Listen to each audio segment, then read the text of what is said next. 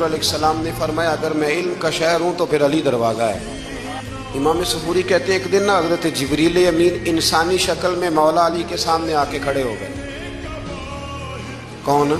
جبرائیل علیہ السلام۔ حضرت جبریل امین کھڑے ہوئے انسانی شکل میں، تو کہنے لگے علی یہ بتائیے کہ جبریل اس وقت کہاں ہے؟ انسانی شکل میں مولا علی سے پوچھتے ہیں۔ تو حضرت علی نے پہلے اوپر دیکھا، پھر نیچے دیکھا، پھر دائیں دیکھا، پھر بائیں دیکھا، پھر آگے دیکھا، پھر پیچھے دیکھا۔